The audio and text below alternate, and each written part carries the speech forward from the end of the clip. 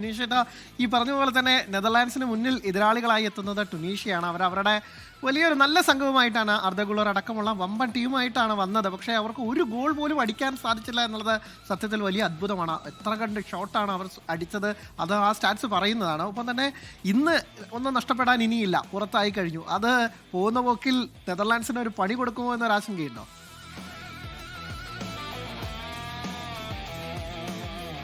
അനില്, ഞാൻ നേരത്തെ പറഞ്ഞത് എനിക്ക് തോന്നുന്നു വോയിസ് അവിടെ എത്തിയില്ല എന്ന് തോന്നുന്നു. ഡച്ച് ഫുട്ബോൾ എന്ന് പറയുമ്പോൾ total class, total control, total football, total orange.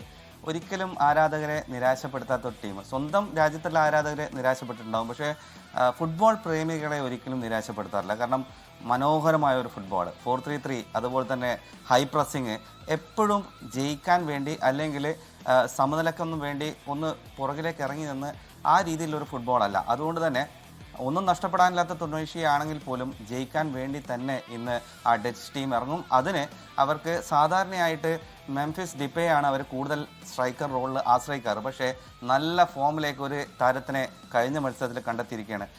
അതിന്റെ ഇടയിൽ ഒന്ന് ഇടപെടുന്നു, ഒരു ചെറിയ എറർ പറ്റി. അതായത് തുർക്കിയെ കുറിച്ചാണ് പെട്ടെന്ന് ഞാൻ എന്തോ ഓർമ്മയിൽ പറഞ്ഞത്. ആക്ച്വലി ഇത് ടുണീഷ്യ ആയിരുന്നു. ടുണീഷ്യയാണ് നെതർലൻഡ്സിന്റെ എതിരാളി. താങ്കൾക്ക് തുടരാം. യെസ്, ഞാനത് പറഞ്ഞത് ഒരു നമ്പർ 9 അവർ ശരിക്കും കണ്ടെത്തിയിരിക്കുകയാണ്. ബ്രയാൻ ബോബി എന്ന സണ്ടർലാൻഡ് താരം ഒരു നല്ല ഫിസിക്കുള്ള ഒരു സ്ട്രൈക്കർ പൊസിഷനിലേക്ക് നല്ലൊരു റിപ്ലേസ്മെൻറ്റ് കണ്ടെത്തിയിരിക്കുകയാണ്. അതോടൊപ്പം തന്നെ സമർവില റൈറ്റ് ഫ്ലാങ്കിൽ വന്നു, മാലന് പകരം സമർവില വരുന്നു. മിഡ്ഫീൽഡാണെങ്കിൽ നല്ല കരുത്തുള്ള മിഡ്ഫീൽഡായി മാറിയിരിക്കുകയാണ്. പുറകുവശത്താണെങ്കിൽ 3 ത്രിമൂർത്തികളാണ്. വാൻഡേക്ക്, വാൻ ഹാക്ക്, വാൻഡവാൻ, അങ്ങനെ 3 പേരാണ് ഇടതും സെൻറ്റർ ബാക്സുമായിട്ട് കളിക്കുന്നത്. ഡംഫ്രീസ് ആണെങ്കിൽ പറന്ന് കളിക്കുകയാണ്. എനിക്ക് തോന്നുന്നു ഈ വേൾഡ് കപ്പിലെ ഏറ്റവും മികച്ച താരം. കഴിഞ്ഞ പ്രാവശ്യം വരെ നമ്മൾ ചർച്ച ചെയ്തിട്ടുള്ളതാണ് ഡംഫ്രീസിൻ്റെ മുന്നേറ്റങ്ങളും വളരെയധികം ഗുണം ചെയ്യും. സോ ഡെഡ്ലിയായി മാറിക്കൊണ്ടിരിക്കുകയാണ് ഓരോ മാച്ച് കഴിയുമ്പോഴും നെതർലാൻഡ്സ് പട. അപ്പം തന്നെ ഇന്നത്തെ ജപ്പാൻ സ്വീഡൻ പോരാട്ടം അതും അങ്ങേയറ്റത്തെ ആവേശമാകുന്ന കാര്യത്തിൽ തർക്കമില്ല. കാരണം ജപ്പാനാണ് നമ്മുടെ ഏഷ്യയുടെ പ്രതീക്ഷയാണ്. ഇത്തവണത്തെ ഒരു കറുത്ത കുതിരകൾ എന്നൊക്കെ വേണമെങ്കിൽ വിശേഷിപ്പിക്കാം. അവർ സമീപകാലത്ത് യൂറോപ്യൻ ടീമുകളൊക്കെ തന്നെ ഒന്നൊന്നായി അടിച്ച് കയറി വരുന്ന ഒരു ടീമാണ്. സ്വീഡന് മോശമല്ല, നല്ല സ്ട്രൈക്കേഴ്സ്, ഒരു പക്ഷേ റൂത്ത്ലെസ് അറ്റാക്കിംഗ് നിരയുള്ള ഒരു ടീം, ഗ്യോക്രസും ഒക്കെ ഉൾപ്പെടുന്ന ആ ടീമുണ്ട്. അപ്പോൾ അതും ഒരു വമ്പൻ ഗോൾ മഴ കാണുന്ന ഒരു മത്സരം തന്നെ നമ്മൾ എക്സ്പെക്ട് ചെയ്തൂടെ? തീർച്ചയായിട്ടും ഞാൻ നേരത്തെ സൂചിപ്പിച്ചതാണ്, സ്വീഡൻ്റെ എനിക്ക് തോന്നുന്നു ഈ ലോകകപ്പിലെ ഏറ്റവും ഡെഡ്ലി കോംബോ ആയിട്ടുള്ള ഏറ്റവും മോസ്റ്റ് റേറ്റഡ് സ്ട്രൈക്കേഴ്സ് ഉള്ള ഒരു ടീം സ്വീഡനാണ്. ഇസാക്കും അതോടൊപ്പം തന്നെ യോക്രസും, ഇവർ രണ്ടുപേരും അടങ്ങുന്ന ആ മുന്നേറ്റ നിരയാണ് കഴിഞ്ഞ മത്സരത്തിൽ ഡച്ച് ടീം ഒന്ന് പേടിപ്പിച്ച് വിട്ടത് ഒന്ന് മനസ്സിലാക്കണം. പക്ഷേ അവരങ്ങനെ അടങ്ങിയിരിക്കാൻ കൂട്ടാക്കുന്ന ആൾക്കാരെ രണ്ടുപേരും നല്ല ഫോമിലേക്ക് വന്നിട്ടുമുണ്ട്. അപ്പോൾ ഇന്ന് ജപ്പാന് നല്ല പിടിപ്പത് പണിയുണ്ടാകും. അപ്പോഴൊക്കെ പറയുമ്പോഴും ഈ വേൾഡ് കപ്പിൽ ഒന്ന് ശ്രദ്ധിച്ചിട്ടുണ്ടോ എന്ന് എനിക്കറിയില്ല. കാരണം ഈ കഴിഞ്ഞ 2 മത്സരത്തിലും ഒരു യെല്ലോ കാർഡ് പോലും ജപ്പാൻ നിര കൺസീഡ് ചെയ്തിട്ടില്ല. കഴിഞ്ഞ 5 മത്സരത്തിൽ നിന്നും ആകെ 4 യെല്ലോ കാർഡാണ്.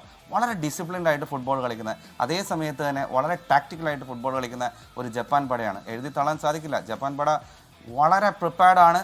അവർ ഓരോ മിനിറ്റിലും അവർ എടുക്കുന്ന ടാക്ടിക്സ് പോലും വളരെ വ്യത്യസ്തമാണ്.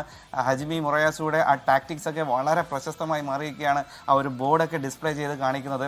അതെന്താണെന്ന് ഇപ്പോഴും ശരിക്കും കണ്ടുപിടിക്കാൻ സാധിച്ചിട്ടില്ലെങ്കിൽ പോലും ടാക്റ്റിക്കലി, പ്രത്യേകിച്ചിട്ട് സബ്സ്റ്റിറ്റ്യൂഷന് 2ാം പകുതിയിലൊക്കെ വരുമ്പോൾ ജപ്പാൻ ടീം വളരെയധികം ശക്തരാണ്. അപ്പോൾ എന്തായാലും ആവേശകരമായ മത്സരങ്ങൾ തന്നെയാണ് കാത്തിരിക്കുന്നത്. അതിൽ വിനീഷേട്ടൻ ഒന്നുകൂടെ കാത്തിരിക്കുന്നത് ഈ പറഞ്ഞ നെതർലാൻഡ്സ് ഇത്തവണ അവർക്കൊരു 3 തവണയാണ് കപ്പിനും ചുണ്ടനും ഇടയിൽ ആ കിരീടമൊക്കെ തന്നെ നഷ്ടമായത്. അപ്പോൾ ഇത്തവണ ഒരു 4ാം അവസരത്തിൽ അവർ ഫൈനലിലേക്ക് എത്തുമെന്നും ഇത്തവണ കപ്പടിക്കുമെന്ന് തന്നെ വെറ്റുവെക്കാമല്ലേ? തീർച്ചയായിട്ടും കപ്പിനും ചുണ്ടയിലും ഇടയിൽ നിന്ന് പറയുമ്പോഴും ഞാൻ നേരത്തെ ഒരു പ്രാവശ്യം നമ്മുടെ 24-ലെ തമ്മിൽ വന്നപ്പോൾ അവിടെ സംസാരിച്ചൊരു വിഷയമുണ്ടായിരുന്നു. ജർമ്മൻ സാമ്പത്തിക വിദഗ്ധൻ്റെ ഒരു പ്രഡിക്ഷൻ കൂടി, ഒരു പിൻബലം കൂടി ഉണ്ട്.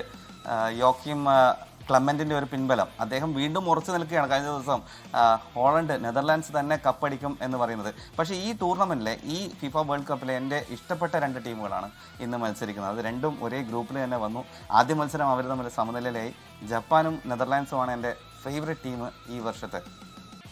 അപ്പോൾ എന്തായാലും രണ്ട് ടീമുകളും ഇന്ന് ജയിച്ച് കയറി അടുത്ത റൗണ്ടിലേക്ക് വരട്ടെ എന്ന് തന്നെയാണ് നമ്മളും ആഗ്രഹിക്കുന്നത്. ഒന്ന് ഏഷ്യയുടെ അഭിമാനം, ഒന്ന് ടോട്ടൽ ഫുട്ബോളിന്റെ വക്താക്കൾ, അല്ലെങ്കിൽ കളി കാണാൻ തന്നെ ഒരു ചന്തമാണ് ഈ ഓറഞ്ച് പടയുടെ. അപ്പോൾ എന്തായാലും രണ്ട് ടീമുകളും കയറി വരട്ടെ, തങ്ങളുടെ ടീമുകൾ മുന്നേറട്ടെ എന്നൊന്നും കൂടി നമ്മൾ പറയുന്നു.